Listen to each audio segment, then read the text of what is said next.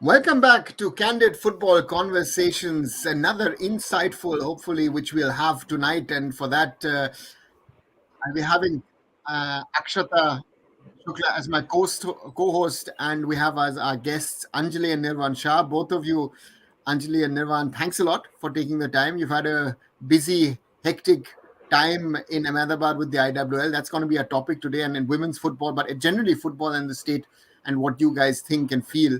And yeah, Akshata, also great that we will be jointly hosting this session today. Thank you so much, Anjali and Nirvan, for joining us today. Yes. So to start off with, you were this time around not there with your own academy. You were not there with PIFA. You went with Lords FA, who had won the Kerala League into the competition with Nirvan as the head coach. How was that experience, Nirvan, of coaching a different team than your own academy this time around? I know, I think Anjali is not Just able a to hear second, us. just Arunava, it's echoing. Is it me? I can hear Arnava perfectly. No, I think even I'm echoing now. Okay. We But can hear you we properly. can't we really. There's a lag. There's a lag. Okay. Did you get my question? Yeah, we did get a gist of your question that. Yeah, we got your question that. There's a major lag, guys. Okay. What can we do about that? Maybe you can drop out from the close the link and rejoin again. You can try that. Join again? Yeah, Yes. I think that will work. We wait for it. So yeah, that's Akshata now you and me. Let's wait for Anjali and Nirvan to rejoin. We wanted to speak about the IWL, about the state of women's football in India, and maybe a little bit more because Anjali and Nirvan, of course, also run PIFA in Mumbai. This time around, they were with Lords FA, a club from Kochi in that competition. Before they rejoin, your take, you were following the IWL very, very closely on the IWL this year. Um, one interesting thing that I observed throughout the tournament was from everyone, from most of the parties involved, was that, and that's a common trend in almost every sport and every league, every competition in our country, is that we talk lot about it at the start, we talk a lot about it towards the end. The middle part where a lot of things go wrong, a lot of things go unnoticed. That's something that nobody wants to talk about because eventually, like people get carried away into other sports. There are so many other things that are problematic here. So I think that is something that all of us, especially like from the media perspective, also I think that is something that we all can maybe do a little better. Anjali, All Nirvana right. back. Anjali and Nirvana are back. Can you guys hear us properly now? Yeah, perfect. All right. So I'll restart with the same question as I'd asked a little while back. Is that you guys have been in the football space for over 2 decades with PIFA.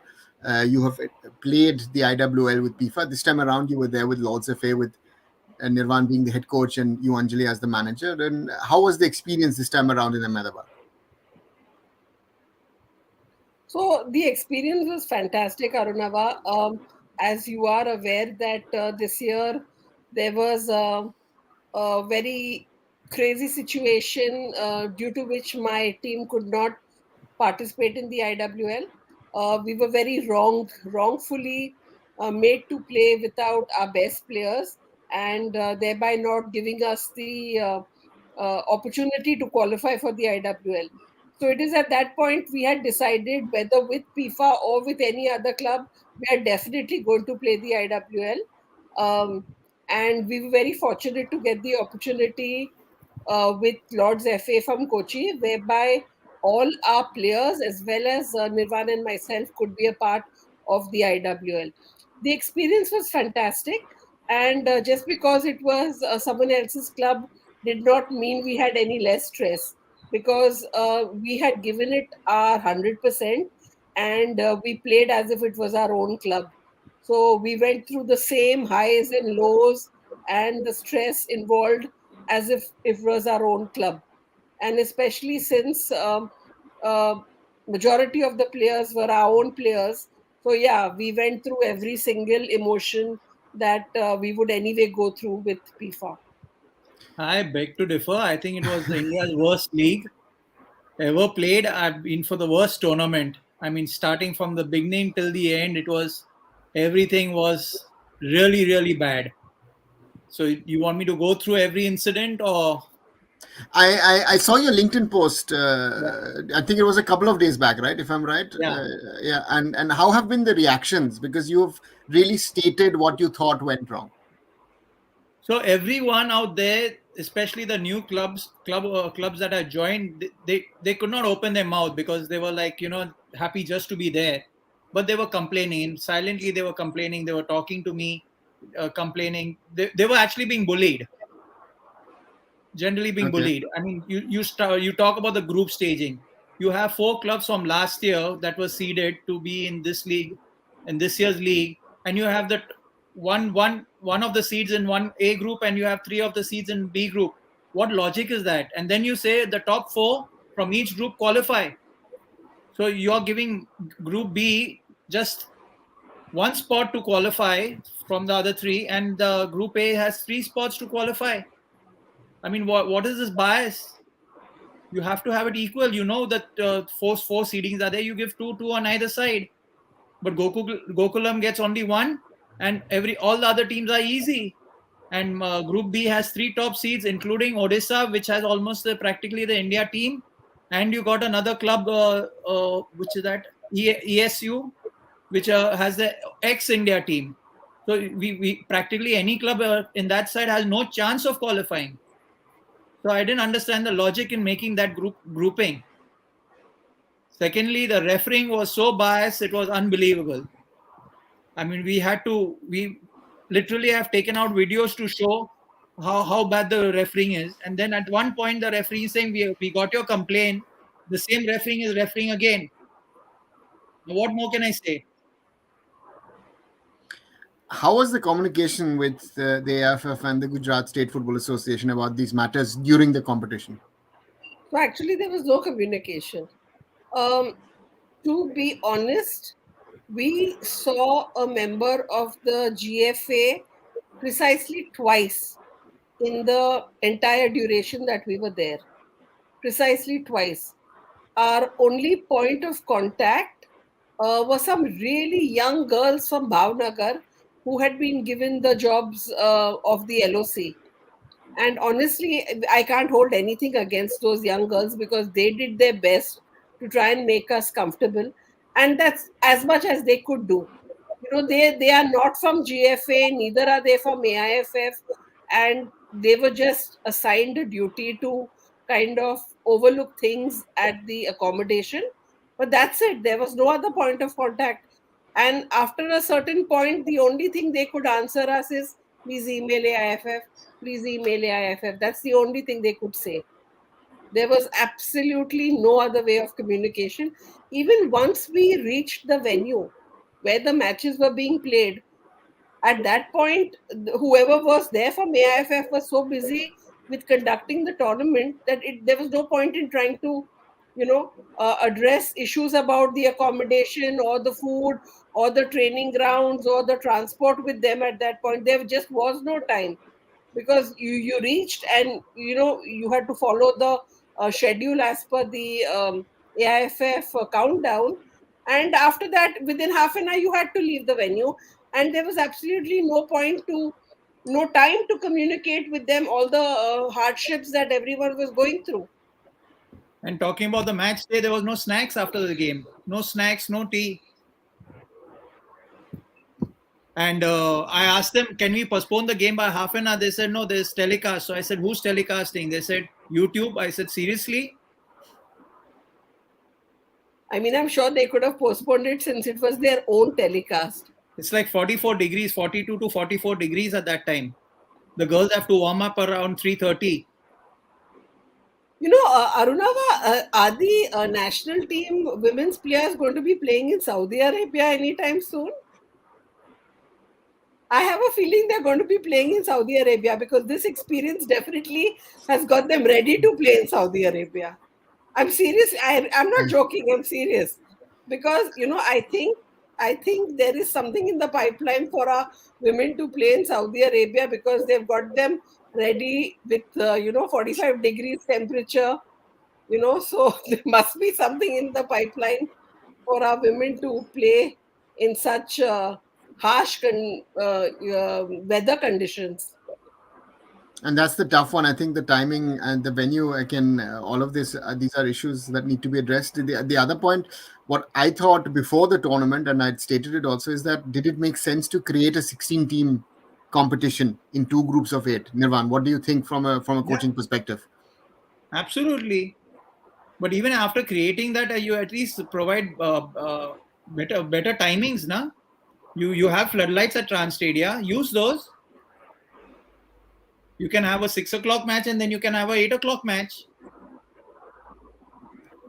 I mean, this So, is 44 degrees. My eyes were burning at a at a 4 o'clock match, literally burning. And there's that hot air blowing across. It's the loo out there. It's known as the loo, just mm. blowing across the ground. You can't bear it. Yeah, you can't sit. You can't actually sweat. The sweat is just evaporating. I mean, we were on the sidelines and we were going through such a difficult time on the sidelines. I can just about imagine what those girls went through, you know. And it's so sad that our girls give it their best.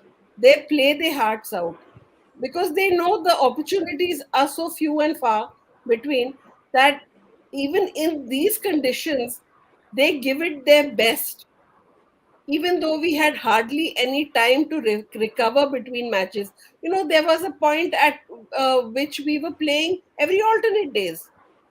Where is the rest and recovery? Where is the rest and recovery? How do you expect players to play within like 48 hours? It's insane. It's Not even complete. 48 hours. There's no gap of 48 hours also. Yeah, I mean, it's actually technically not in 48 hours. You're getting actually Yeah. only 24 hours in between. Yeah. And this is the top league for women. Would that be done in the I League? Would it be done at the ISL? Yeah, and Arunava, even I actually felt a little differently about the two groups of eight each. I think they could have had one top league of eight and had a second league as well.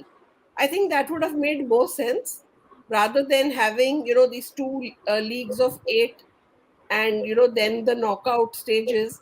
I think it would have been better to have two different groups. And that was most probably would have given also the chance of a higher level of competition. Most probably, the question, of course, is how many state associations needed to be accommodated this year due to things that have happened as well. So that's a question that needs to be asked. We've heard a lot from the AFF president as well as the secretary general that we will want to change things and we will want to do things differently. Is this something that you guys or the female players that you've spoken to that they're accepting, that saying theek hai ye baar ho gaya, next time onwards it'll be better? Or is that like is there sort of a thing that you think, okay, this is sort of something which will sadly most probably continue? Arunava, we've been talking about football for the last 20 years now, haven't we? It's been Yeah. 20 years. Nothing has changed. Nothing has changed. And it's so sad that for women's football, definitely nothing has changed. I mean, I actually at one point was really excited when I heard that the tournament was going to be held in Gujarat only for one reason. The girls who went for the national games came back with really fabulous stories of how fantastic a host Gujarat was. The girls were put up in 4 and 5 star hotels, and two players to a room and air conditioned and buffet lunches, buffet dinner, buffet breakfast, and fantastic coaches ferrying them across the city.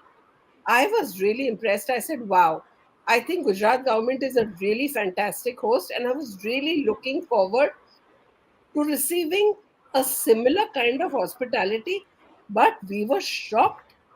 The first thing that happened to us when we reached is we were put into an apartment with 3 bedrooms, and each bedroom had officials from different clubs. And I thought it was a mistake. So this was like 2 in the morning, and there was one girl in charge, and she said, "No, madam, yehi barabar hai. This is how we've been. This is how we've been assigned the rooms."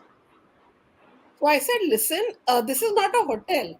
This is an apartment. There are common areas where, people would like to, sit and discuss as a team of managers, with our coaching staff, with our girls.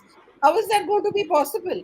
You all haven't even given us a team room, which was, usually allotted to each team, where you can have your team meetings or you can store your equipment. In this case, nothing has been given to us.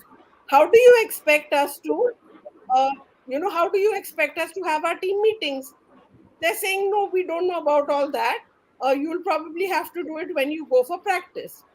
So we said, yeah, okay, that is possible. But even on a daily basis, we need to meet our players and discuss things with them. This is a high level competition. And, there are going to be days when we will have to call a few players, we might have to call a physio, there might be issues. Do you think it will be possible for us to discuss private things that are known only to our team with coaching staff of some other club, like within a year shot? That doesn't make any sense at all. They're saying, no, no, we don't know about all that.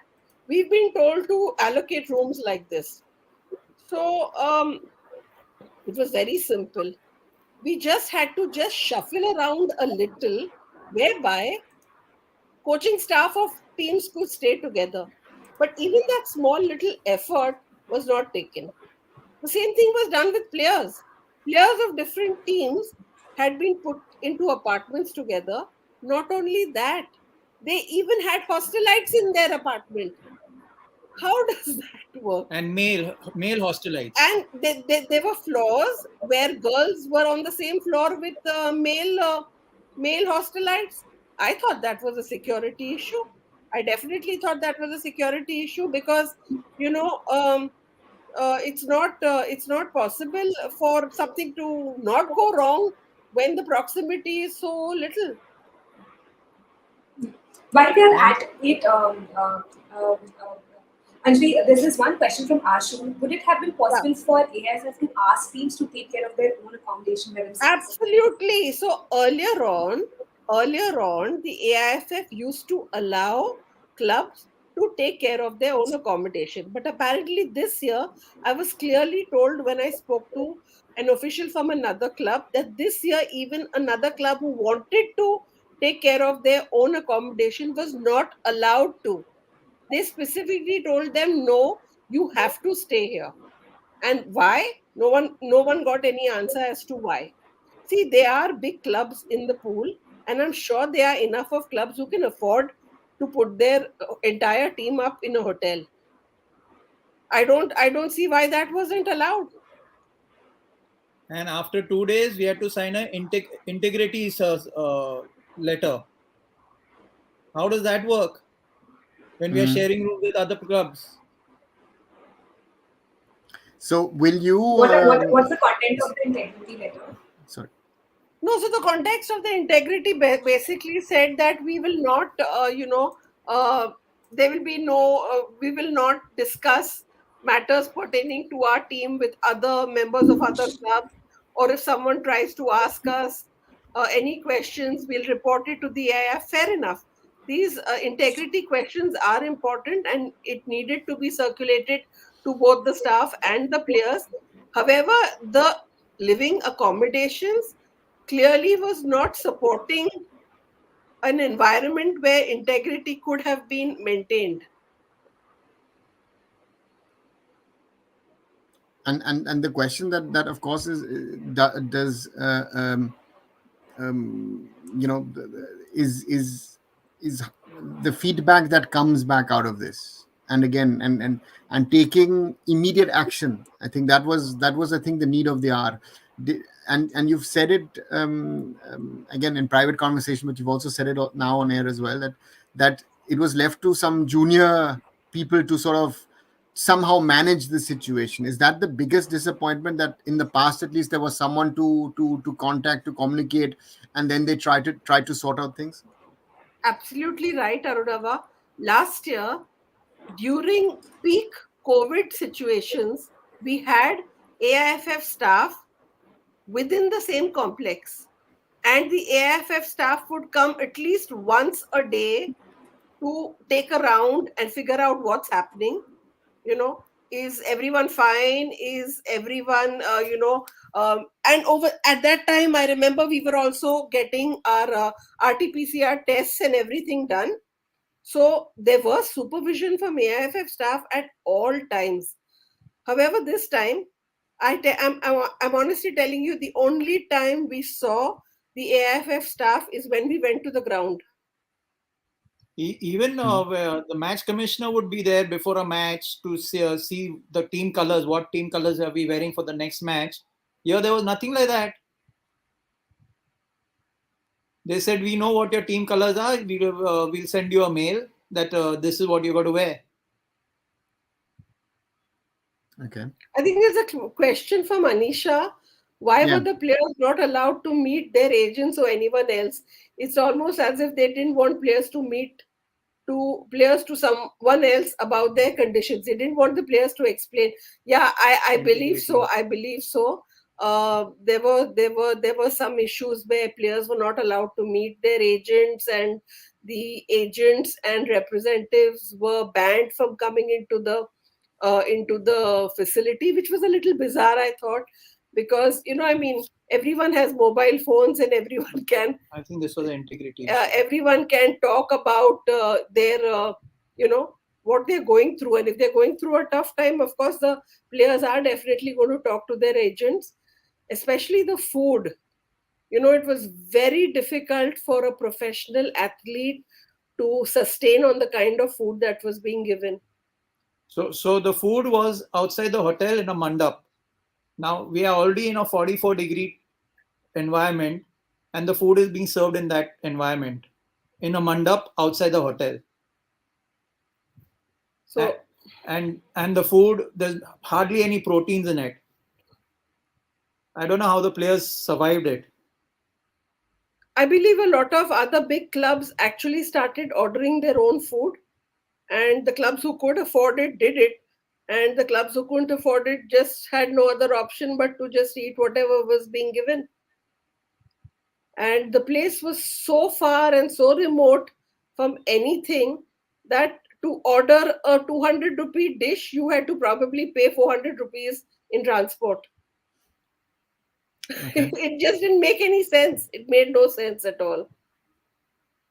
As you can see in Akshata and my face, I think it's a level of shock, I think, to hear and whatever you are narrating from these experiences, and I do hope that people uh, within the AFF and within the leagues department look into this, because again we've heard a lot what they would like to change, and we've have the 2047 vision presented, and other things, and aims for the next 3 years until 2026. But I think there are short-term fixes which you need to make, or where there are short-term fixes to be made. We had the other day a conversation on Candid football conversations with Floyd Pinto, who questioned, for example, why the Indian Arrows program was stopped. So therefore that is a question: is that was too much tried in a too short span of time by the AFF, and with resources thin and far as well, with a lot of turnover in regard to staff within the federation as well. Was the staff, or is the staff equipped, or was it equipped to host such a competition? Um, the point, Nirvan, I come back to your LinkedIn post, and again we had discussed of doing this podcast quite a while back. So we were not aware of where this journey would sort of go in this conversation. Is that when you criticize things, and I know you've also been critical on a coaches and managers WhatsApp group which exists in India, um, and on other things there's a lot of reaction, but on these kind of things a lot of people don't react or don't seem to react, or don't want to publicly come out.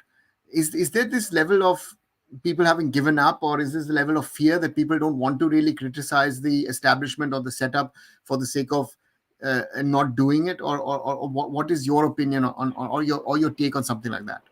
I think most of all, Also, sorry. sorry, if I can also add to this, there were certain people who, from the beginning, were raising these concerns on social media. They were demanding for answers, and even then, nothing happened. There were no changes that were brought in. It was almost as if people, they were not willing to listen to the feedback that they were receiving, and there was at that time also enough time for them to make those changes. So why do you think that also happened? That why did the change? Why did the feedback go unnoticed? So I think basically first and foremost that people are not so much aware of. So one of the questions I asked are Indian women football players being paid when they go for a tournament? I still haven't got an answer for that. National team National players. team players being paid. Okay. So that's one of the things, and I want to ask you, Arunava, are they being paid? I know that both men's and women's are only get a per diem. There is no payment for national team players. Okay. Second, they are not aware of what happens in the IWL. Now I've created the awareness. People should start asking questions. People have to take it up with the AIFF. People have to take it up with the women's committee. There's a new women's committee made up of women. They have to take it up. From people from the members of the women's committee should raise this issue. They should say that there's this talk going on and chatter going on. Why this league has been so bad? What has gone wrong? They have to take out a report on this. This should not happen. I truly believe that the Indian women can reach the World Cup before the men, but not like this. It's not going to happen like this. Arunava, there's just one thing I want to say is I am actually shocked that the top clubs, barring one, are absolutely mum about all this. I mean, they're pretending as if none of this actually happened. They're pretending as if their players did not play in 45 degrees. They're pretending as if the ride to the training ground didn't take an hour and a half. They're pretending as if their players didn't have to go and eat in 45 degrees in the pandal. Why? Why? Why are certain clubs completely mum about it? Isn't that you're doing a disservice to your players? But let me tell you, players from these very clubs who are also Indian national players wrote to the secretary and informed him about the conditions, whether their club cared or no, or whether their club raised the issue or no.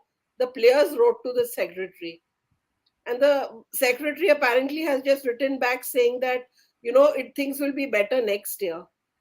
Wouldn't it have been better for the club to put a little pressure? You are responsible for your players. There was not even a first aid box in place in this facility we were staying in. There was no medical help. There was no transport. We were 5 kilometers away from the nearest shop for even for a chemist. How do you expect? And everything was, oh, the team managers can go and get it. And we were in such a remote place that when we would book an Uber or an Ola, it would get cancelled at least 5 times before someone agreed to come, because it was such a remote place, no one wanted to come. I mean, are you serious? There was not a single shop around, not a single shop there. We were like in the desert. And you wouldn't dare venture past during the day. You'd have to wait till around 6 or 7 o'clock. It was so hot that it was not like, okay, we'll walk a kilometer and we might get a rickshaw or something. No, you could not get out of that place, because you would definitely faint if you tried to walk between, say, like 11 o'clock to 4 o'clock. If you went out walking somewhere, you would faint. You would definitely faint. And everyone has, and I am telling you, if you were to ask players anonymously, everyone will agree that this was one of the worst organized leagues. Believe me, it was the worst organized leagues. The conditions that the girls were made to play in were deplorable. I mean, the top league in men's football gets the best weather from November to March, when it is really pleasant in most places in India. Why are the women being treated so badly? Why are the women being treated, as if it doesn't matter? We're just ticking a box that we have to But conduct Anjali, this I tournament. would like to differ on that one at least a little bit. If you see what happened at the Super Cup, similar kind of issues were raised by certain coaches and certain players in regard to what was happening in Kerala, and again, transport was an issue. Teams had to travel 2 hours to their training facilities, over an hour to their matches. This was the thing with Kozhikode and Manjeri. And coaches were asked to attend press conferences, which could have been done on Zoom. They traveled for like 6-7 hours in total a day to cover press engagements plus the training sessions of their own team. So it seems to be that this has happened. I think that is something that I think we need to point out, that even in the men's, and the men's will face a lot of problem next season. I feel with the season starting in July, you have to accommodate an Asian Cup.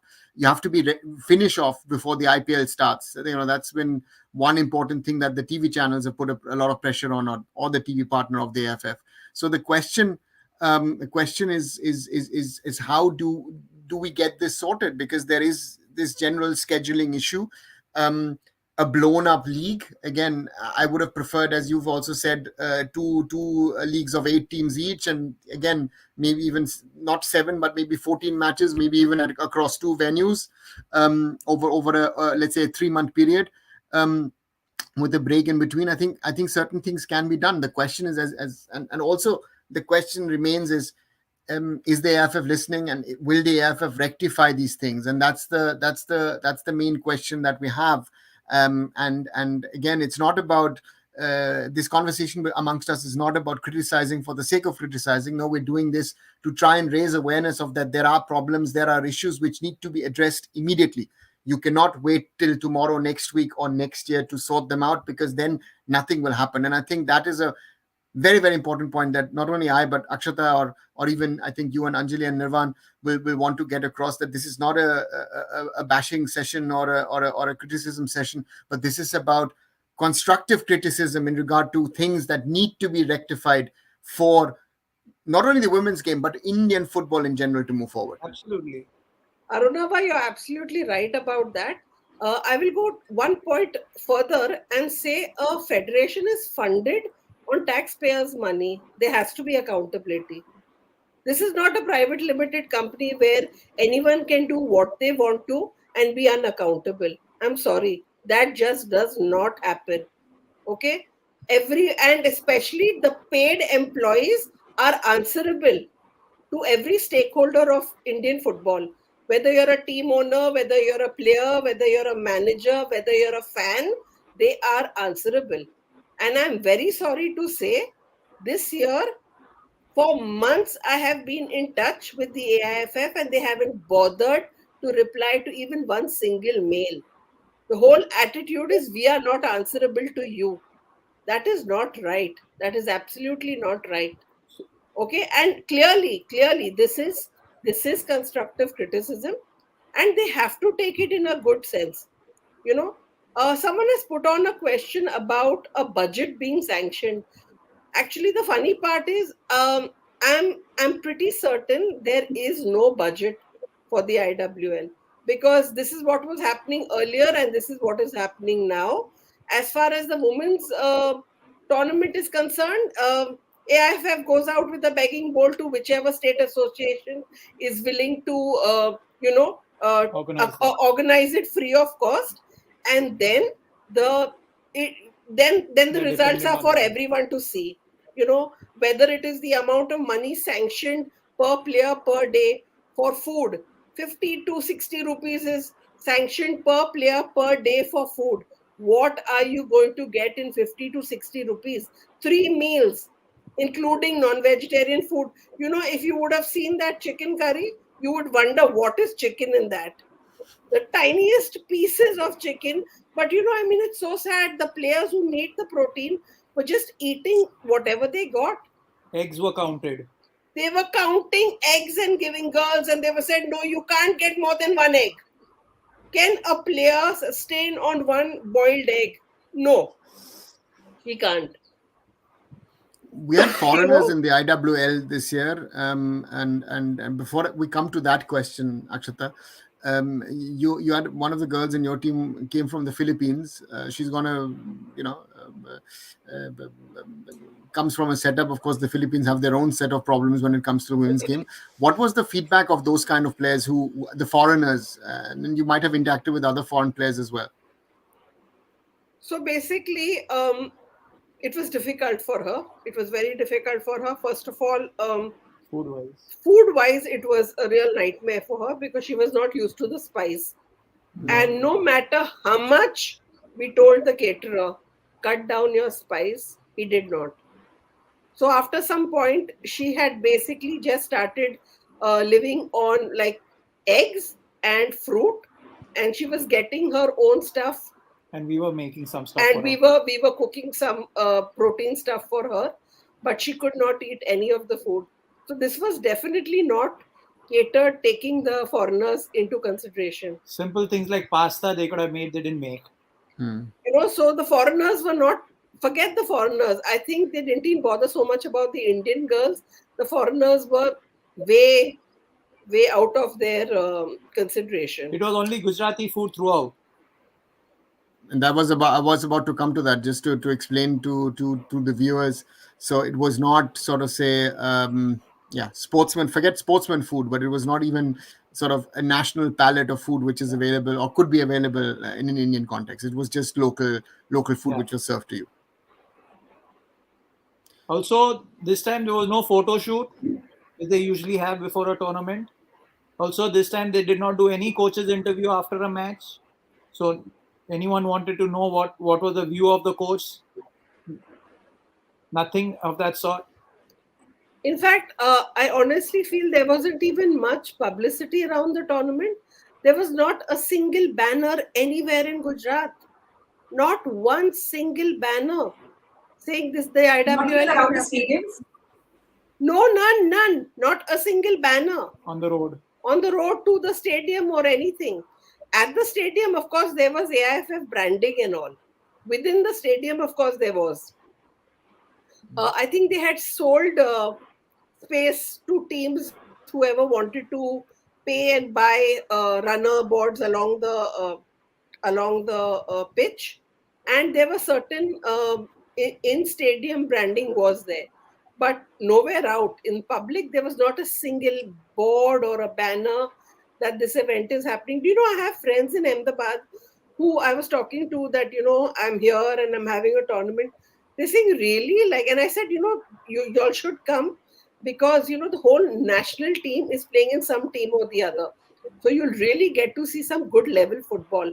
They're saying, really, we have no idea. Then the next thing they say is, you think we can get out at 4 p.m. in Ahmedabad in summer? Are you crazy? This is what the Ahmedabad people are telling me. They're saying, are you serious? They have scheduled matches at 4 o'clock. I said, yes, they have. She's saying, in Ahmedabad, no one gets out till 7 in the evening during summer. I mean, she said, I don't know what they were thinking of.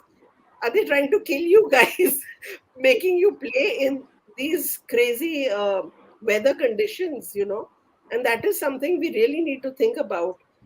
We cannot, we are letting our girls down. We are letting our girls down. We are letting the highest women's tournament in the country down by just not taking into consideration basic things. They could have had the matches a little later. They could have had the matches in floodlights. When I talked about floodlights, I was immediately told by one AIFF member, Madam, it's 50,000 rupees an hour for floodlights. Will your club play for it? I said, yeah, okay, fine. Then Why can't we do it like from 5 to 7 p.m.? That's a little better than 4 to 6, right? If we can't afford to pay 50,000 bucks and half of floodlights, make it a little easier at least. No, no. We have to do it only at this point. But we've had this problem this season on when it comes to floodlights. Also in other competitions, Reliance Foundation Development League also has been an issue in certain parts of India, and therefore let's see. Akshita, yeah, you wanted to ask a question or maybe use a user question to be posted. So there are not really questions. There are some points that people have shared. But before that, I just wanted to quickly know from all three of you about the broadcasting issue, because that was widely discussed that the broadcast is not happening. Firstly, it was this schedule came out very late. Then the broadcast was announced. Few days after that, repeatedly people were asking for the broadcasting. Where is it going to happen? And then it was told that only the evening matches will be broadcasted. There was a reason given that the quality of the broadcast is being given importance right now, and that is why the morning matches will not be broadcast. On what basis was the schedule created then? Because there was also a team called Misaka, which in the schedule was later changed because Misaka did not get any match that was being broadcasted. So in that case, girls are playing. There are sponsors also who, of course, get very few eyeballs, but there's something that they also expect from it, right? On what basis are we deciding कि क्या broadcast होना चाहिए क्या नहीं होना चाहिए? And when we know somewhere that that not a lot of people are going to watch it, so do we at the last moment have to focus so much on the quality of the broadcast, then everything else is being ignored for like maybe we could have just sacrificed on the quality a little bit? Was it possible? I mean, that's just a question that I have, that was it possible to maybe broadcast all the matches by compromising on the quality a little? Absolutely. Absolutely. I think they should have completely made sure that every single team, no matter who they are, gets broadcast. Because whoever you are, whatever little bit of sponsorship that you try to get in that makes your life a little easier being a team owner needs to be publicized. You need to get those eyeballs. You need to at least allow your sponsors to be able to see their name on the kit. I mean, that's the least we can do. I mean, it's so simple. Let me tell you, you're talking about matches and broadcast. Do you know when we reached over there, the LOCs could not even make a schedule as to who is supposed to come for lunch and dinner at what time. I made that for them. I made an Excel sheet for them based on which team is going for practice, which team is going for a match, and which team is resting in the hotel. In the hostel. Based on that, I made a 10-day schedule saying, okay, this team will come at this time for breakfast, this time for lunch, and this time for dinner. Because otherwise, we had like 4 team members all in the dining mandap at one time, and girls were standing and eating. I said, what is this? Why are you making players stand? Just follow a timetable. They could have done the same thing with so many things. They could. Honestly, I don't know why they could not telecast the morning matches. I mean, what is the reservation on a YouTube? I have no idea. I think it was not, if I understand right, and I'd spoken to certain people within the federation. The idea was to ensure a quality broadcast, and they had a certain budget overall, and that budget enabled them only to do one broadcast of a game per venue per day. So it means that they Ah, were able to do two, and I said to them, I would have said rather do all matches in an inferior quality, then pick and choose which matches you're doing. I think that would have been. I think we've missed some good matches. We've missed some excellent goals. The Misaka Gokulam draw, my God. Yeah, I mean, there's no recording of that. Can you imagine? lots of kickstart matches were not shown. I think yeah. there must be so many future India players in that Misaka team, but who's to say it's not being recorded? And And that's I refereeing can. errors also. as Yeah. was pointed out by Nirvan also, we have no idea. There's no record of the refereeing errors in the morning Yeah. games. Yeah, yeah, absolutely. I mean, we were lucky to at least have all our refereeing errors on recorded. So even, the referees can go back and see it and improve. I mean, they have to at some point know that certain decisions that they are making are wrong and improve it for their own quality, possibly. Arunava, another thing is, we really need to sit down with all the bodies that organize football, whether for men or for women, and come out with a calendar. I've been saying this for years now, Calendars out. but the thing is, the Khelo India games are there, the national games are there, now there are mini Olympics, then we have senior nationals, and we have IWL.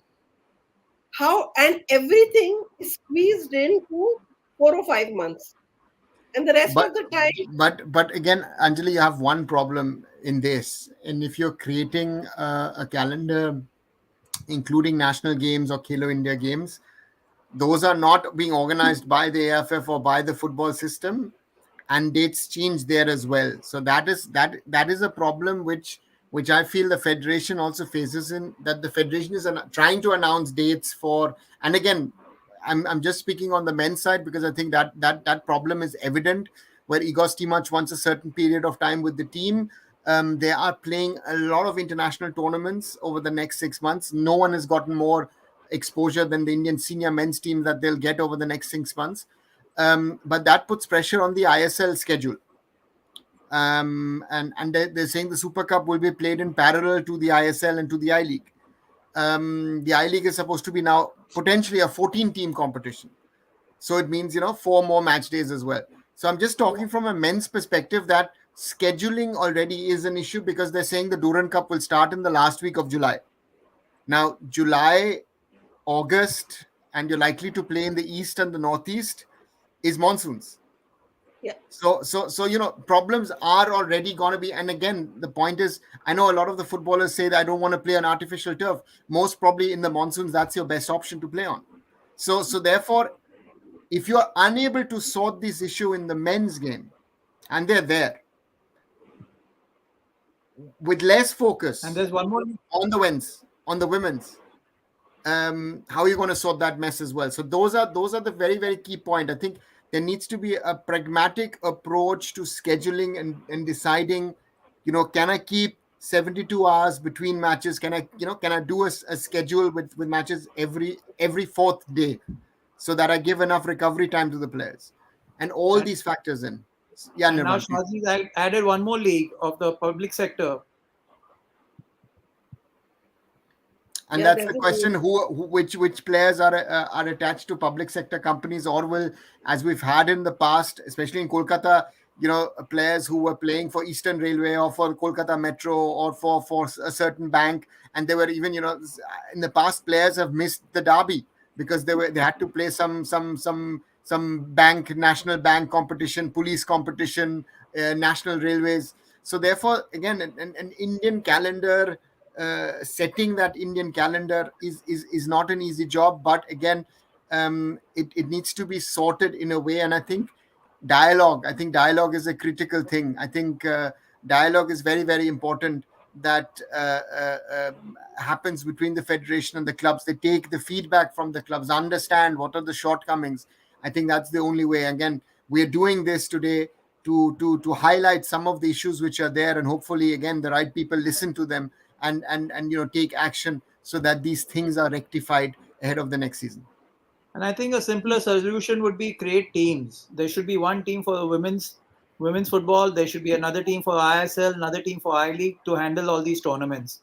There's the same people doing the I League, same people doing the ISL. They're not going to handle the leagues then. Yeah. For the public sector league, I have a question that I mean, I don't know how far am I right here, but with regards to IWL, there were certain athletes who were also occupied, who hold positions in public sector teams, and there were permissions required for them to, bring back into the IWL teams, and allow them to play here. So if we operate a public sector league there, then that kind of a transfer, sort of a temp transfer or sort of exchange of players, will that also be a problem? I think so. I think the players will have to prioritize playing for the public sector unit rather than playing for a private club, because I think their job depends on that. So that is going to cause some issues because they will definitely expect them to play for their club rather than a private club. You know, Yeah, Anjali is spot on. I think the challenge will be also in regard to registration, right? If you are creating a proper institutional league, the institutional league will have proper registrations. So the point here is if with the registration that you have, can you actually then play for a professional team within the system, be it ISL or be it I League? Again, we've had it in the past that players used to literally jump. There's a huge story today in Bengal that the women's IFA Shield started. Mohammedan Sporting lost a match against a team, and that opponent supposedly has signed players from all over the place, where people don't even know how the players have been registered with that team, and that team is owned by a politician. So there are multiple issues going on in the background which needs to be looked at, and again, there is no simple solution, because from a registration standpoint, the prioritization needs to be on the professional team, and that does not happen if you are actually attached to an institution. I remember even Bala Devi had to take the okay from the Manipur police to sign for Glasgow Rangers women's. So, and that was not an easy process, as I remember. So, therefore, there are these problems, these issues which need to be looked at and sorted. That both in the men's and the women's, that these issues do not crop up, because they will crop up, because you still have certain teams.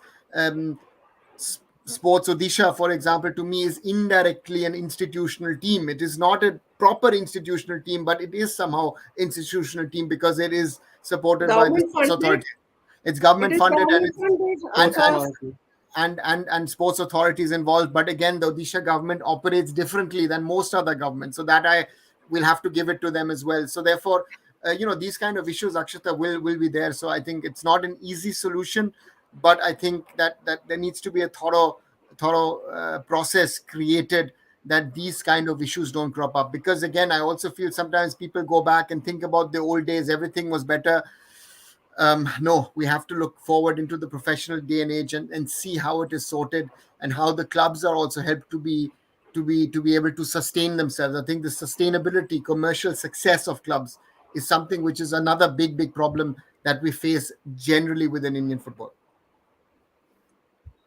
So while we are at it, there is also something that happened recently. A revision sort of has been announced about the salary structure, the remuneration structure for the women players. So how are we? And Anjali, Anjali and Nirvan, because you're in that position, was some sort of a communication that did some sort of communication take place? How did that decision come into place? Like what kind of communication was taking place before it happened, and of course, after the announcement was made. So basically, I think there's a positive and a negative to that. Okay, it's always nice to know that the Indian women footballers can, aspire to get paid, what they have been promised to pay, 3.2 lakhs per year. That's a good sign. However, how many clubs will really be able to fulfill that criteria? 32 lakhs That's 32 lakhs minimum. And Plus plus besides taxes, that, plus besides that, taxes, Anjali, plus plus taxes. taxes, plus yes, other yes. players.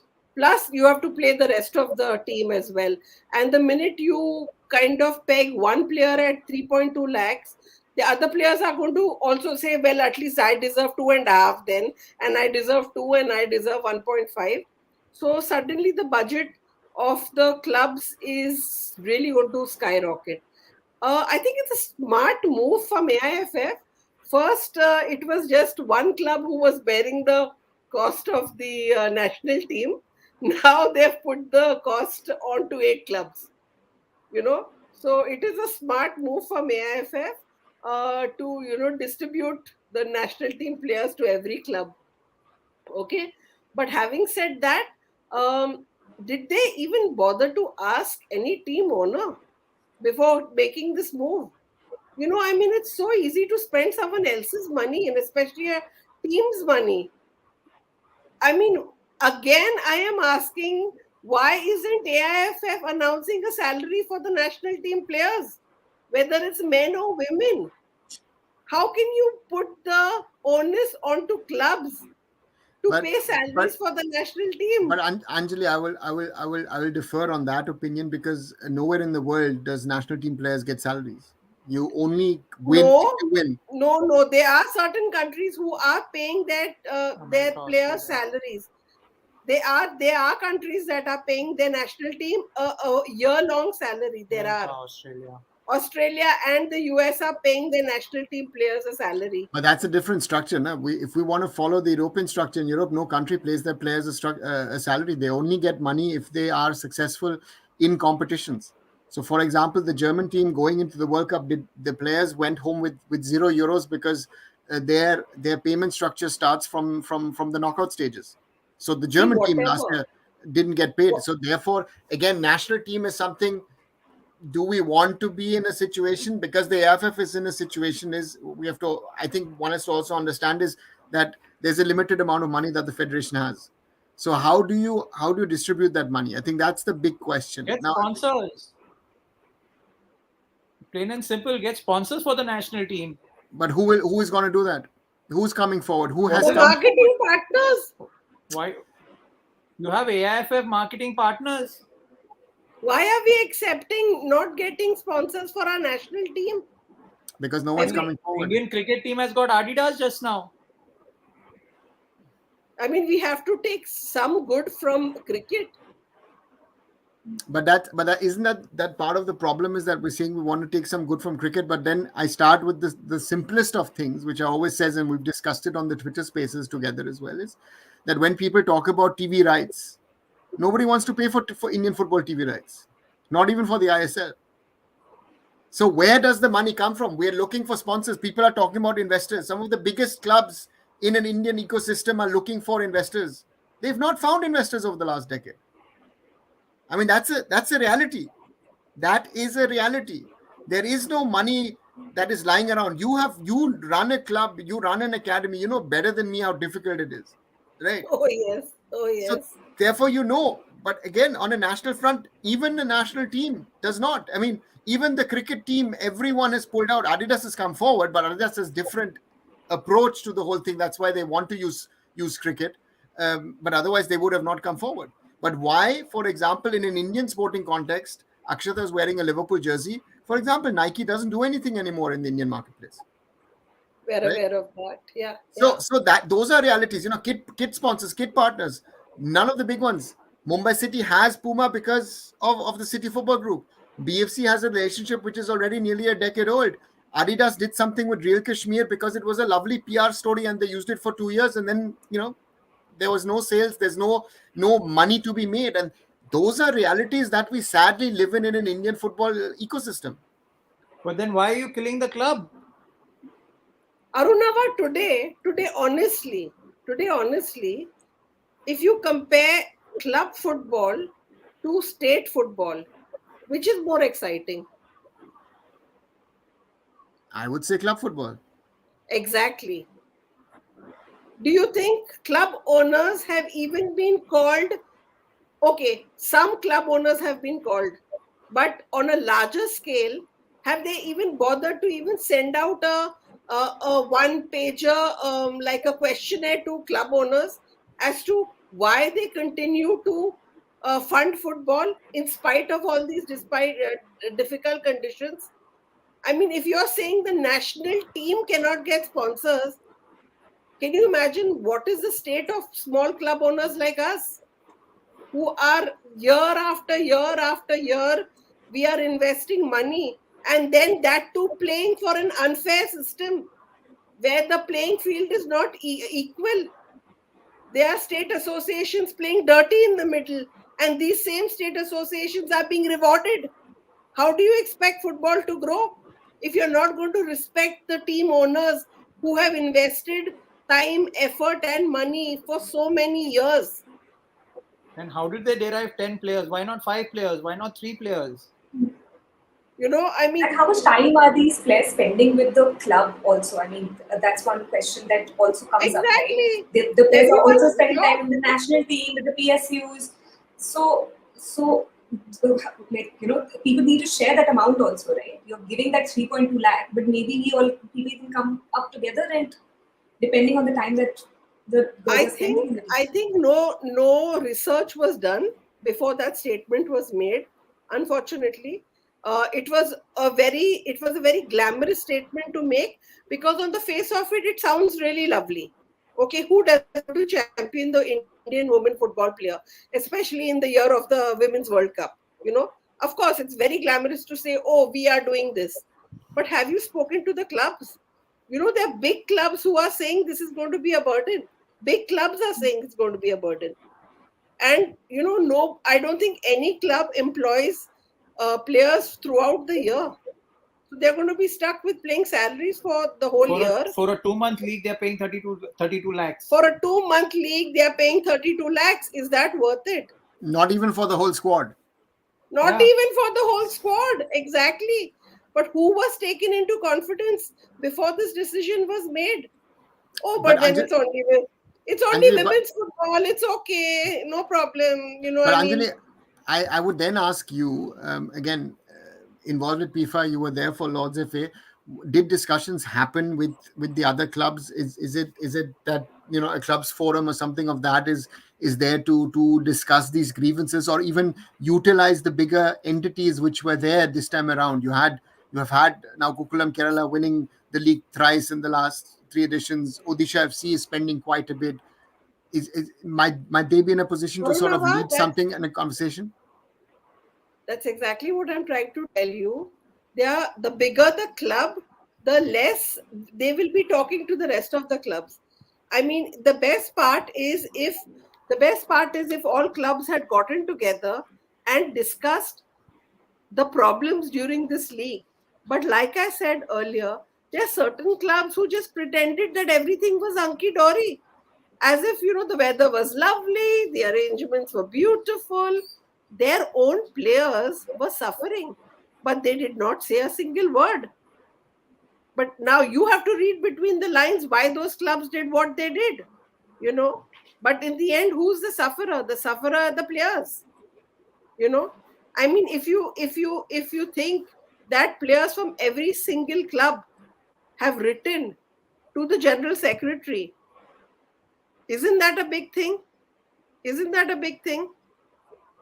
you know I mean, until all the clubs get together and discuss these issues, and accept that there are some faults with the system's never going to improve, because they're always going to pretend, no, no, oh, we better be quiet because we are, you know for whatever reasons, we might face backlash or whatever. But that doesn't help develop the game. It does not help develop players. It just makes the system worse. you know Honestly, Arunava, I have been waiting for 1 year now for my case. It has been tossed from the disciplinary committee to the integrity committee. It's going to be soon 1 full year, and no decision has been taken. I have given up. I have really given up on getting justice from the AIFF, because honestly, I don't think nobody even cares anymore.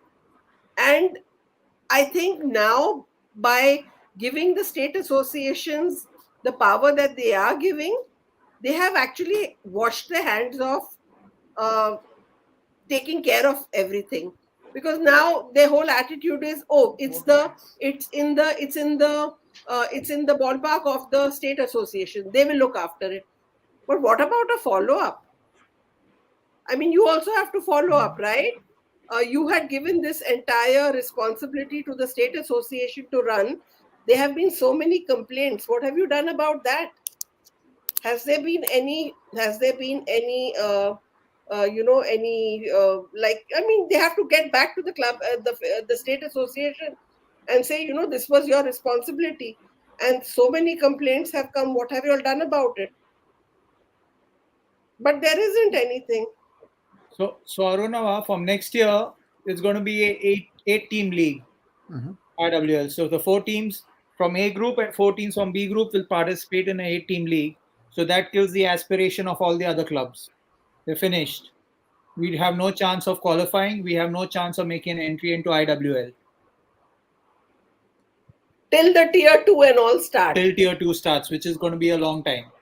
Okay. Now they're expecting 2 or 3 teams which are not going to be able to afford this 32 lakh budget. So what's going to happen? From where are they going to get the teams? No, they're bidding. No, the bid is 2 crores to 5 crores for a bid. And the team has to be worth at least 50 crores.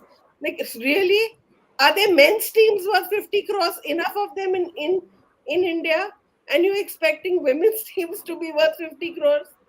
I mean, it's aspirational. It's very aspirational, but it's not realistic at all. They're going to be enough of clubs who are going to say, forget it. Who's going to pay these salaries? It's better that we shut shop. Shouldn't they be offering the fifth ranked teams, or the 6th ranked teams, or the 7th ranked teams, or finally the 8th ranked teams before they go out? Before they go out and bid, shouldn't they offer this to the people who have come so far? And honestly, I'm saying this really without any prejudice because FIFA wasn't there. So I genuinely believe the people who put in the effort to reach should be given the consideration before opening a bid. Because how is that 2 crores that AIF getting going to help grassroots football or help clubs? Correct? So can't we expect the money that in the long run, of course, it's it won't really bring any solutions in the short term, but in the long term, can't we utilize the money if there is a corporate that agrees to come on board, pay 2 to 5 crore rupees as the bidding amount? Can't we utilize it in building the league better and then making sure that the teams or the clubs that suffer now or in the next few years find a way to be back in the top tier? Akshata, my problem with that is it'll never be used for women's football. There'll be 100 other options of men's football that money will be utilized for, unless there's a dedicated women's department or a dedicated body handling women's football. The money will be collected, but it'll never go towards the women's game. I'm sorry to say that, but that's the truth. That is the truth. And that is why I spoke about the rigging or the bias of the grouping of the top 4 teams. Why was there bias in Group A? There are a lot of people who will not talk about these, and they will. But behind the scenes, everyone was really unhappy with the grouping. Everyone in Group B was really grumbling that it's not fair. It's clearly not fair that 4 tough teams are in this pool, 5. and the other pool is so easy.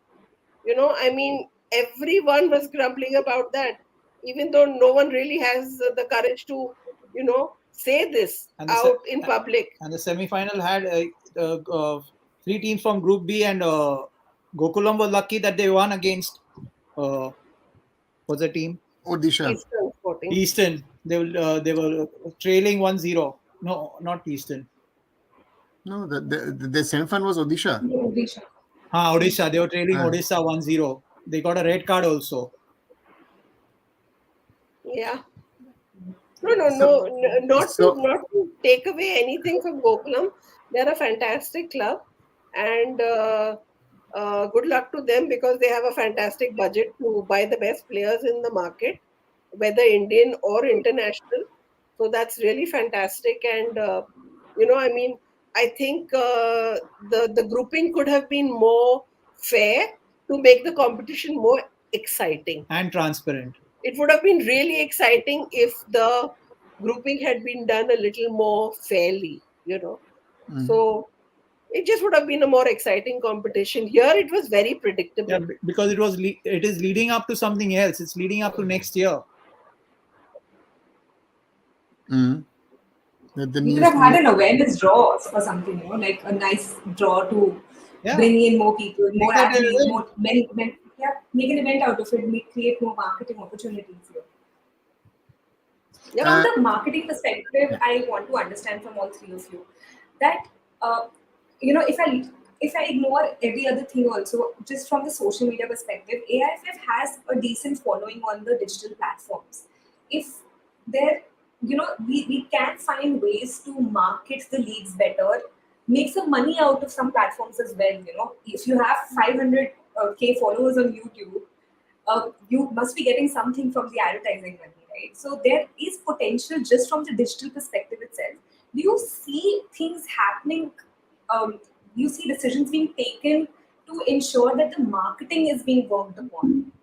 Because that in itself is a key issue, right? Like we can talk about broadcasting, we can talk about not people wanting to watch women's football, but at the end of the day, if people are not aware of what is happening, all of the other things will not really work out, right? So we are in the vicious cycle, and marketing is one thing that will break that vicious cycle. So are we taking realistic efforts towards that? No, I don't believe any constructive efforts were made to market this league. I mean, it was just the followers of the Indian football Instagram page who got to know of the event because they are followers. But I don't think there was any paid marketing or paid activities done at all. Because clearly, from the numbers of people watching the game, that is very apparent. You know, there was absolutely, literally no one in the stadium. Literally no one in the stadium. Handful of maybe extra players were in the stands. That's it. There was nobody else in the stadium. Of course, the timing also didn't help, but you know, absolutely nothing. You could have at least called your GFA six clubs that play football in Gujarat. You could have at least called the girls to watch the matches. Isn't it aspirational to watch a women's league? Because you've played that tournament and one of your teams has qualified. So five other teams, girls' teams, can at least come and watch the games. At least a club can put in that much effort. That okay, I'll provide a bus to get these girls here. Let them come and watch the game. You'll at least have 150 girls watching the game. There was nobody. No men, no women, nobody. The entire stadium was empty except for the spare players, extra players. That's it. There was nobody else. How do you expect this game to grow? And if you think about the money club owners are spending to reach here for 4 5 players in the stadium, is it worth it? I mean, I'm trying to figure out, why am I also investing money year after year after year? It's only because we are passionate about it. And because we realize what the game can do to a woman, how it empowers a girl to be able to play at this level. It changes her life. It completely changes an ordinary person's life to be able to play at this level. But I mean, I think that's the only motivation is only from the club owner's perspective. What about everyone else? I mean, how are we going to sustain? At least last year, Eurosport was the telecast partner, and that was a big telecast partner. Eurosport was a big telecast partner, and the games that were shown so beautifully. The production was fantastic. It was really fantastic. You know, but this year again, there's no telecast. How do you go back to a sponsor and say, oh, last year it was on Eurosport, but this year it's going to be on YouTube? And if you see the production this year, I mean, they're talking about very good quality and whatnot. But sorry to say, it's not a patch on what Eurosport was last year. That was phenomenal. That coverage was amazing. Yeah. I, I'm going to quickly take some comments that we've Yeah. received from people who are listening us. Kumar has said if AIFF can't provide basic accommodation to the club, they should leave the clubs who can provide their own accommodation. Clubs which can't afford their accommodation, AIFF should pay minimum amount. Uh, no more IPO. I think this was because of the changes in regime midway. There was simply no budget for IWL, and new admin didn't have the resources since it was done by previous admin. Hopefully, it gets better next season. This was one of the things that were said that the budget was allocated by the previous regime, so the new regime did not really have a lot at their disposal. That's So, not No, true. is it? it's not about the budget. I mean, I was given to believe that the mandal that they built cost 5 lakh rupees. Okay.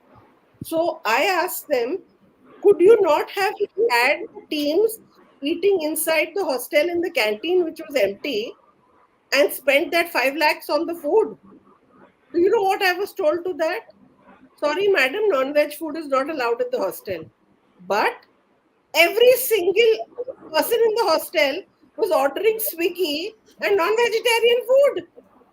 Like, really? Non veg food is not allowed in the hostel. But all your hostelites are ordering Swiggy and they're eating McDonald's burgers and everything. You think that's like, what are you talking about? They could have spent that 5 lakhs on better quality food. Wrong priorities. Wrong priorities, poor planning, just this just a careless attitude, like, you know, I don't have time for this. Let someone handle it. And yeah, we'll face the music when it comes. That's the chalta hai Or pretend attitude. not to hear the music. Or just pretend not to hear the music. Yeah. The Just problem just was there was no, just put it on mute. Yes. the problem was that there was no one from AIFF there during that period. If there was someone there, action could have been taken. Solutions would have been gotten. I don't believe if any senior or executive committee member of AIFF would have come to the site where we were eating our food, they would not have really shuddered with shame that our top athletes of the country are being treated like this. They really would have felt really bad. I mean, you should have seen after eating, the plates were chucked in the mud. That was the level of hygiene. It was so poor. And the dishes were being washed in dirty water. I mean, I'm really saying this was an all-time low, an all-time low. And can you imagine how bad all the athletes, I mean, our players felt? Ma'am, ye dekho, ye hamari qadar hai. Top, the national team players are coming to me and saying, "Ma'am, ye hamara, is this our status? Is this how we are supposed to eat? Are the men's team players made to eat food like this?" That's what everyone was asking me. Ma'am main I league main को तो पूरा buffet मिलता है, breakfast के लिए buffet मिलता है. Here, if you had egg, you didn't get bread. If you got bread, you did not get egg. Hello, like what is this? They said the men get Asking a for food food. is just not acceptable. No, I mean, how do you expect a player who's not getting proper sustenance to perform? How do you expect it? And in challenging weather conditions, that too, like one has to take extra efforts to make sure they're fit. Yeah. It was almost as if, oh, we are at least organizing this tournament for you, right? Be happy. Be happy. We are organizing this tournament. The girls had enough energy for one half only. And who would be surprised given these circumstances, right? Yeah, exactly. Exactly. Kumar says, I do not believe AFF words saying that they will organize IWL better next season. However, they're saying that home and away matches in league, they will rub off their hands. Is it realistically possible for us to have home and away format in the next IWL? So this is what I League 2 started off with. It's a good solution. They're rubbing their hands off organizing tournaments. So I think it's fair enough. let the clubs bear the expense now, See, and the travel. I I think also have the sorry. so I think it'll be Please a go better ahead. system for home and away because at least for the home team you have a lot of stuff in control, you know, and then you look after your host because otherwise you won't be looked after. So it's a reciprocative arrangement, right? So you look after the team you are hosting, and they look after you. It's reciprocative. It'll be much better. No, It's the away team makes their own hotel arrangements. Yeah, but generally you will make at least make sure that they are comfortable so that you are comfortable in their city. I think But it might work out better. my question would be, the costs will explode, Yeah. and who will bear that additional cost? Club. Because I think that's the big question, because you're going to try and run a league maybe for 3 months, and then if you're And running a plus, league for 3 months, and then you have stay, accommodation, travel, um, especially the travel factor, flights is a huge cost factor. It's one of the biggest cost factors, actually. So that is a and question. Yeah, please, Nevan. don't forget the 32 lakhs. That is an added one on it. No? Your Yeah, budgets automatically go towards 2 crores without even thinking. yeah. So Arunava, I'm thinking uh this is all leading towards the ISL clubs from all owning women's teams because they are the only guys who are going to be able to afford this now. No, no. Again, that is the wrong approach. The ISL guys are all saying we want to cut down on our costs. Oh, come on. Of course they are. I know, I They're, know, I know There's no they are. they're, money anywhere. they are losing 20, 25, 30 crores a year. And you are telling them to spend another 2 to 3 crores? I mean, Listen, this is listen. the hypocrisy of the whole system, right? Everyone is losing money. But you can't, again, if you do it like Odisha, they've taken it seriously. They're trying to do it right. And huge compliments to the way Odisha has done it with their women's team. But the others are not interested.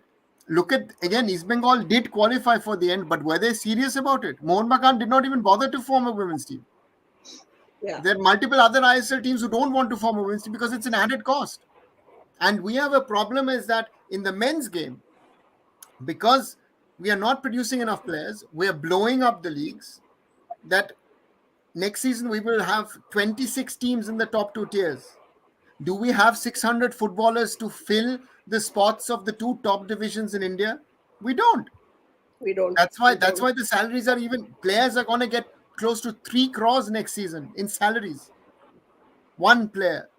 One player, male player, will get more than the value of a whole team in the women's game.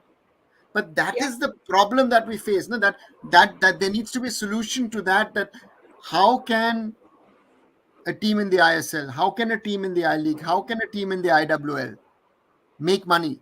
Because then when these teams are in profit, that money trickles down to the smaller clubs, because then the transfer market really gets into an interesting thing, that money trickles down as it does in the rest of the world. And that is the biggest challenge. And our TV rights are valued. Again, I speak to TV executives. Nobody wants to pay for the TV rights. Again, the AFF tried to sell the rights for the IWL. There were no takers. People told them very, very clearly, you have to pay XYZ to get, because they were not interested.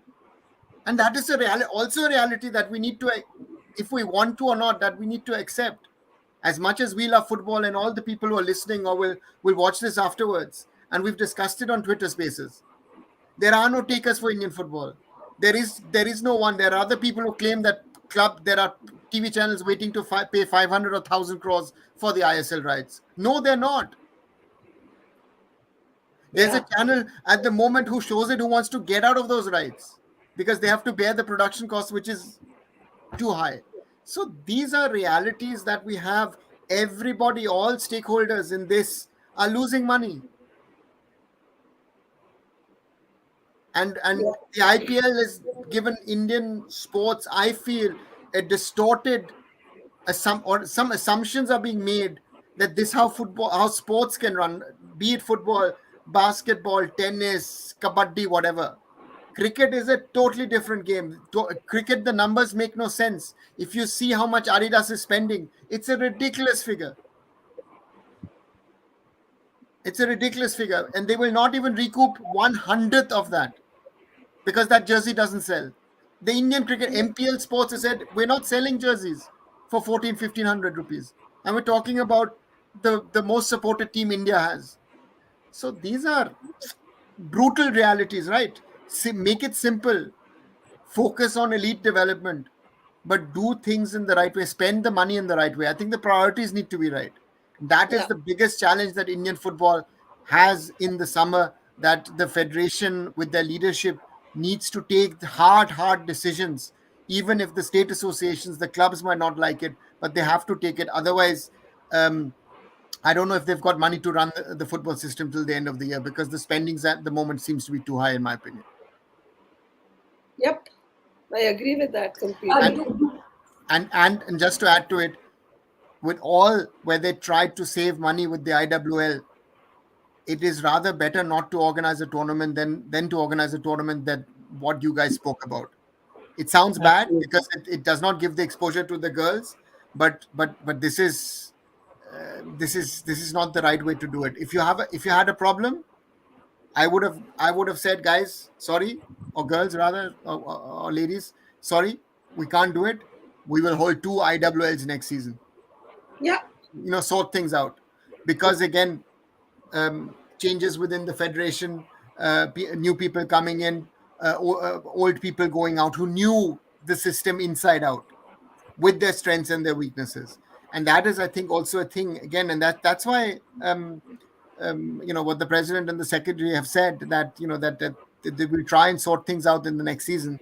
There are a lot of challenges waiting for them, and I wish them all the best, and I hope that they sort the things out. But these kind of things cannot continue, because then it's harming Indian football rather.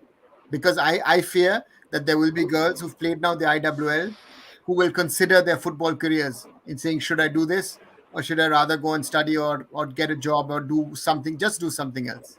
I've heard that from two girls already. Yeah. I'm not And think surprised. about I'm all not the girls who surprised. came from other countries. We'll go back and share stories of what happened with them here. So, I mean, what kind of uh, message are we sending across to other countries who are willing to send their girls here? Yeah. Exactly. What, Absolutely. uh, I also have one more quick question. Is the expense sheet of what how the amount is spent in a league available anywhere for the normal public or the fans to know? What to see? By who? Spent by who? By the AFF on such leagues. Good luck, Akshata. And, then, Good luck. and there's no provision under the sports code also that demands them to publish such expenses. No, absolutely not. So I mean, if you're spending 5 lakh rupees apparently on a mandap or pandal or whatever, All spent by Gujarat. nobody knows.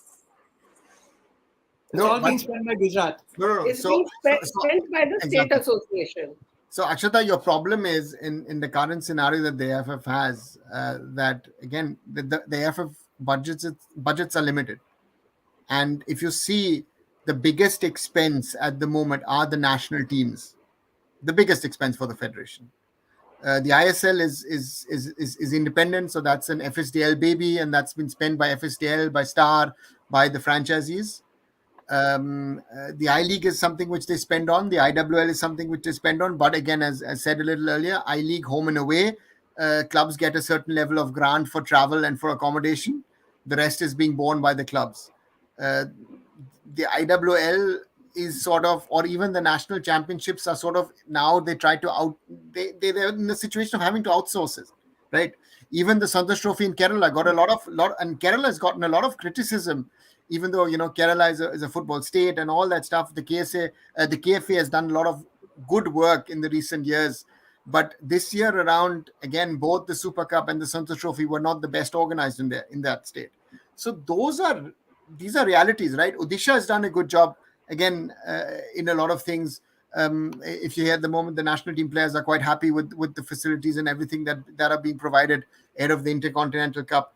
So those are the things, right? And for example, the Indian under-17 boys, they're quite happy to have been in Spain and train at the moment. They shifted yesterday from Stuttgart to Augsburg.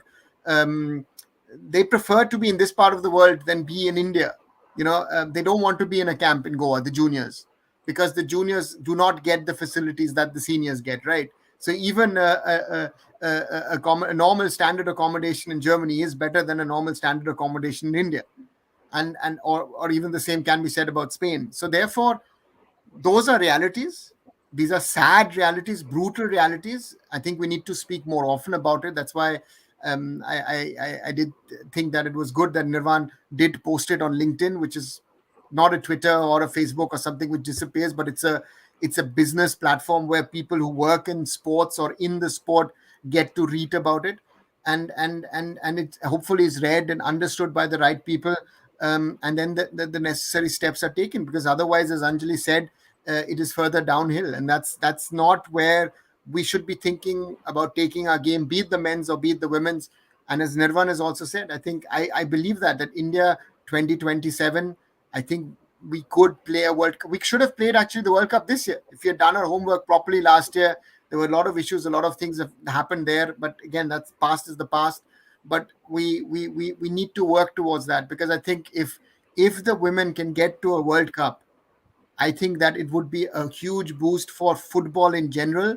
And I think all the problems that we speak about now, suddenly you then will see that state governments will come forward to sponsor, to do an IWL, to do a national senior women's national championship, and all these kind of things, all these problems will suddenly disappear.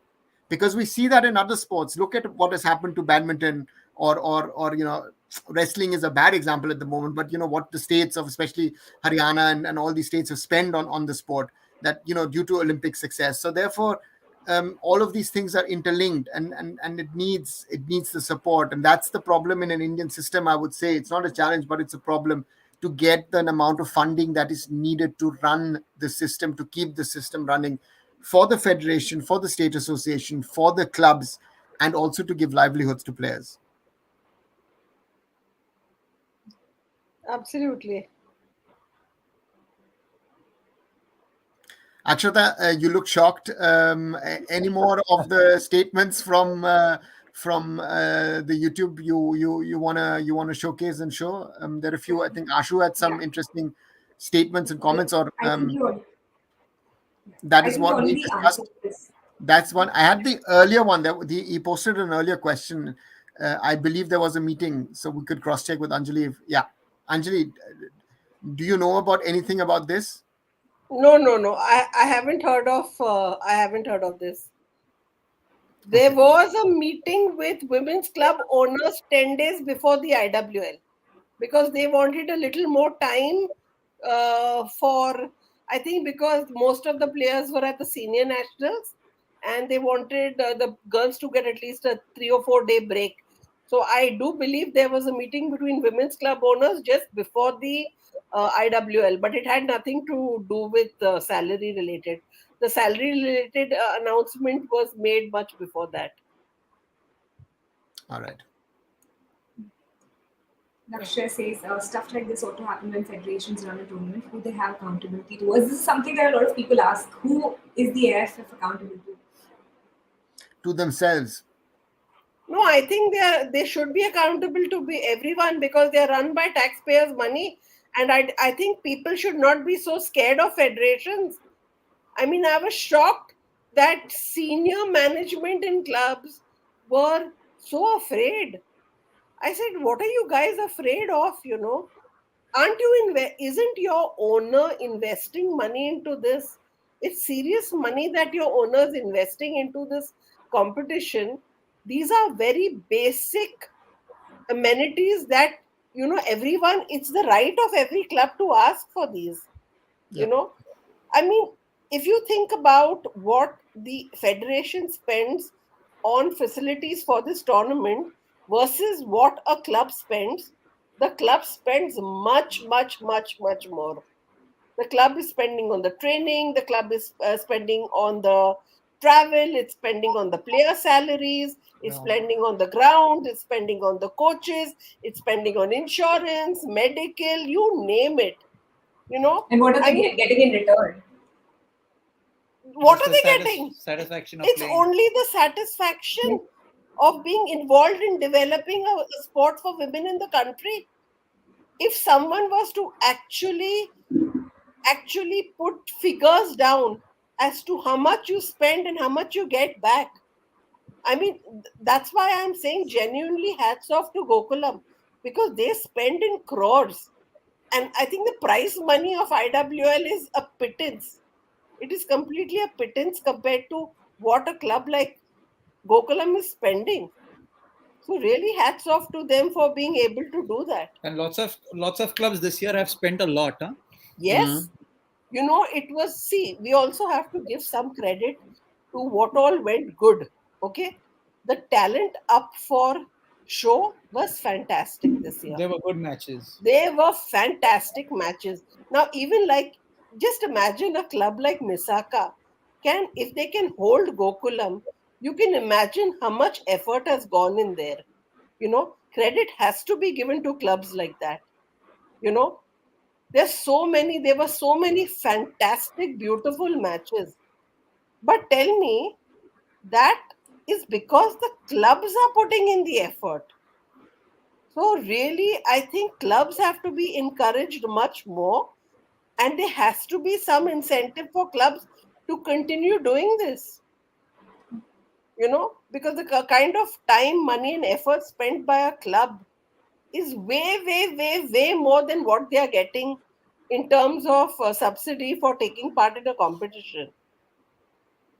And that has to be appreciated and it has to be highlighted in whatever way it can be.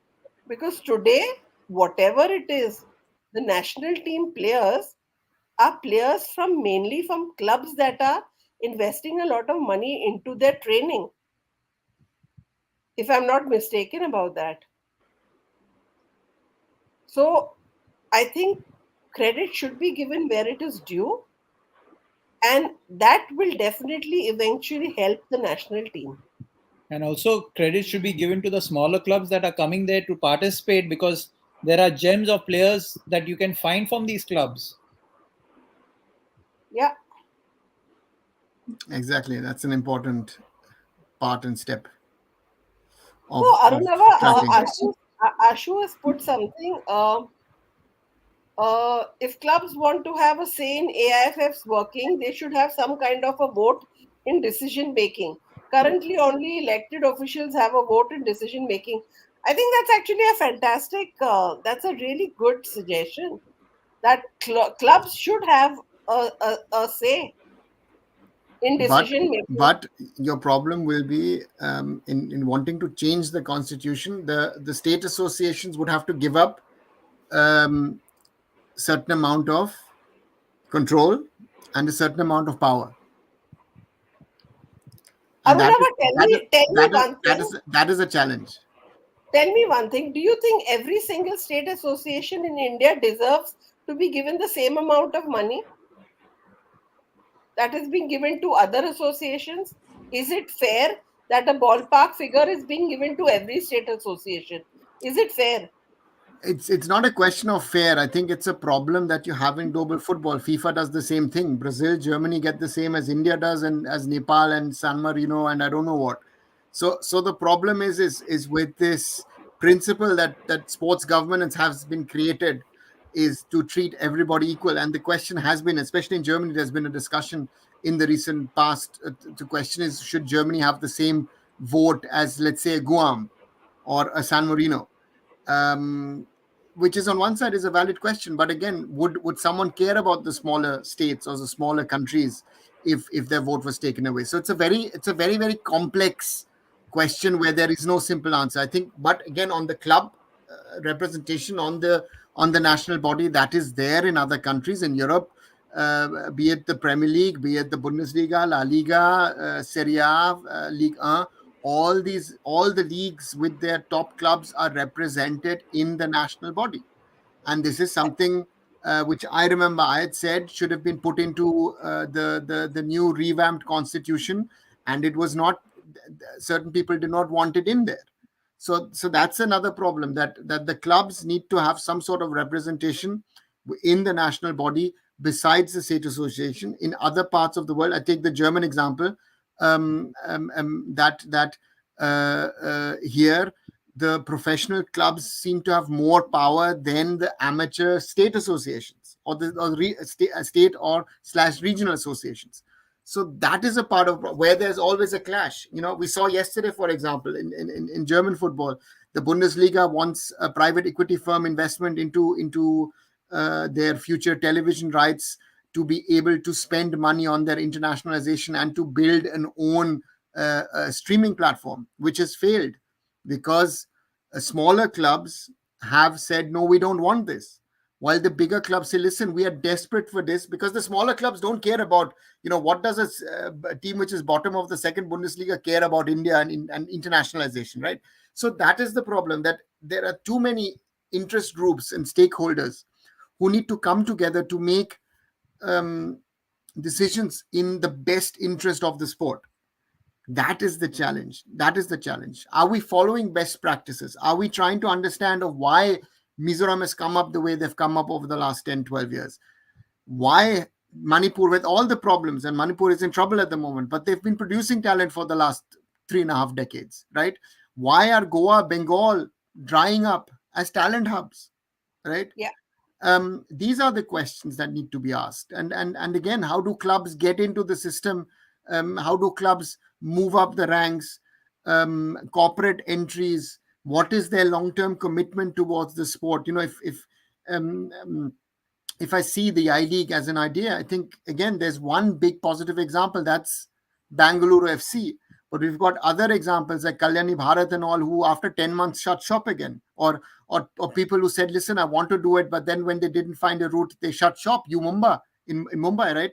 They wanted to get into the top tier. So we have to find solutions to the problems, and we need to find ways of getting investment into this sport. I think that's the main problem, women's and men's. We need massive investment into the sport. I was talking over the weekend to a friend of mine who works in the MLS, and I was listening to numbers. It's just insane when franchisees come in.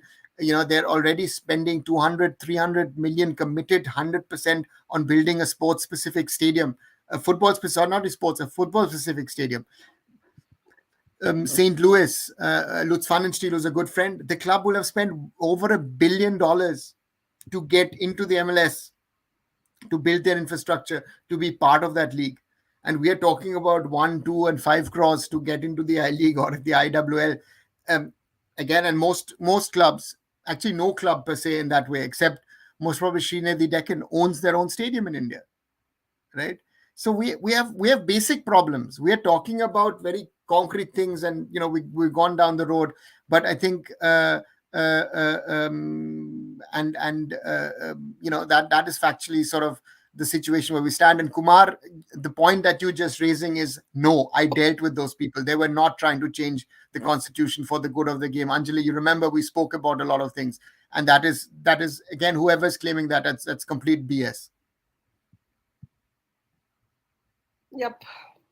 This is put out by certain people as an agenda point of saying that it is, again, the state associations are at fault for a lot of things, but this was not a state association problem. There are much bigger players than that. So the less said, the better. I would just say different people, same problems. Yeah. Same problems. And their realities that you have to work around is that even if we tomorrow get into the AFF and say, okay, we're running the show, you have to keep everybody happy. It is as sad as it is. That's a reality. So that's a reality that one needs to live with. It said, can you do development on one side, but can you keep the others happy as well and try to bring everybody along? That's why I love to bring that Mizoram example. And we did a podcast with Tete about it, where Tete took everybody along. And it is sure that at the start, not everybody was happy, but starting from the government, the clubs, the districts, sponsors, a television channel, for a northeastern state at the time, 1.25 crores a year for a 5-year contract, to say, listen, we will broadcast the Mizoram Premier League. It shows that it's possible. And it shows that in 5 years, they had a 5-year plan. They turned around Mizoram football in 5 years. So therefore, it is possible. But the basics need to be done. You've mentioned Gokulam. I always say, great respect what they do in the men's and in the women's game. And the commitment towards the women's game has been there for multiple years. They did not say it. Others have come in and gone out. But that commitment needs to be there. That is the thing, that you have a corporate group which is willing to spend. We've got others as well. JSW does it. The Tatas have been doing it over decades, of course, through the Tata Football Academy, now through Jamshedpur FC. But again, how do you support the smaller clubs in the system, by the PFAS of this world? They need the support to be able to sustain, survive, and to thrive and grow. I think that's the biggest challenge that we have in Indian football. Yep. I hope we can find solutions, and I hope more people don't shy away from doing what we did 20 years ago. I hope more and more people come in and get into the system, and things look up and change at some point. But people should not be afraid to talk. They have to talk, otherwise things are not going to change. Yes, that is one mindset that has to change. I mean, we are not new to we're not new to the fact that when we talk, we face the repercussions. And I think the whole of India knows how I have faced the repercussions of being vocal, about the system. But I mean, thankfully, we do not run a house on football, and we are way, way, way beyond that, and we are into football purely for development. And in fact, if we were not a part of football, maybe we would have had much, much, much more. But I don't think we are bothered about that. We're happy to have done what we have done over the years, contributed and invested as much as we have for the development of the sport. And now we've reached a point where we don't care anymore, because we feel some things have to be said, and it is up to the administration to take it in a positive way. Because unless they hear this, I mean, as long as people are going to just say yes sir to them. Oh, the tournament went off beautifully, the weather was so cool, the girls were cool and comfortable.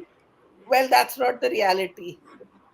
They have to hear what the reality is. So at least next time they think, okay, if May is the only month we can have the IWL, maybe we should have it in Shillong, okay, or have it in some place where the weather is a little better. It's as simple as that. It's such a simple, you have to make that little adjustment, you know and they have to start planning from the beginning of the year. They know what the budget is going to be. And if they were to inform the clubs well in advance that, okay, by the end of the year, maybe we will be able to subsidize it 50%, maybe you'll have to subsidize it 50%, then the club can start working towards that.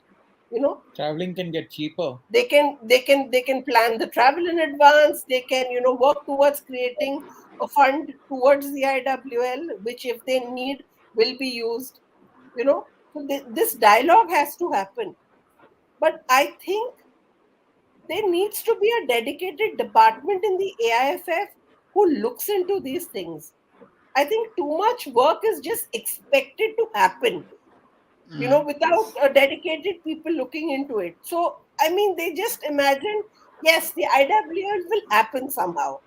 No, it can't just happen somehow. If you want it to happen well, and you want it to go smoothly, run smoothly, then it just can't happen on its own. You can't do jugaad for everything.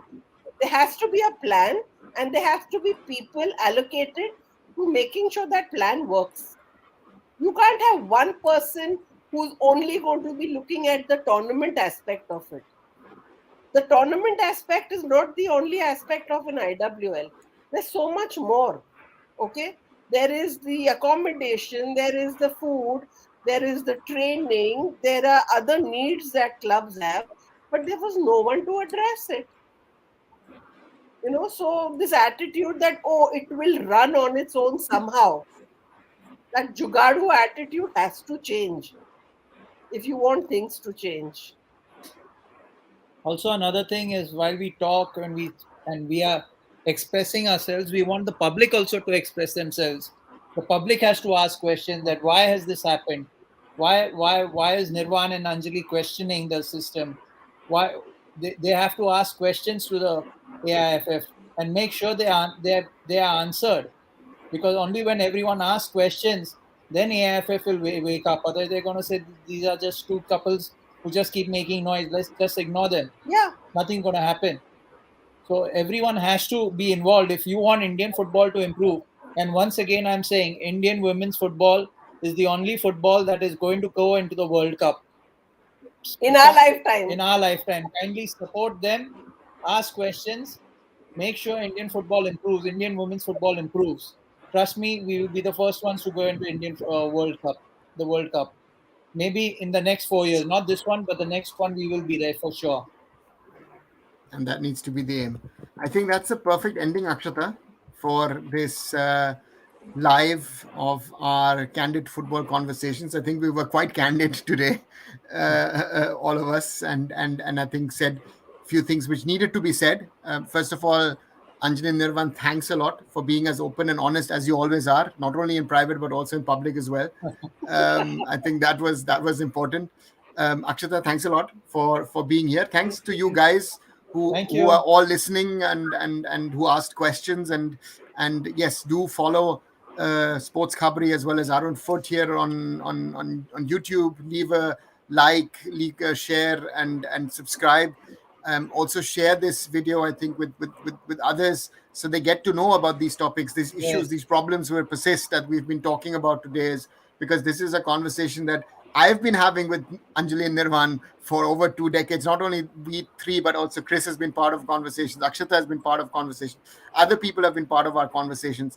And this is, we're doing these kind of conversations because we want Indian football to improve and Indian football to be successful.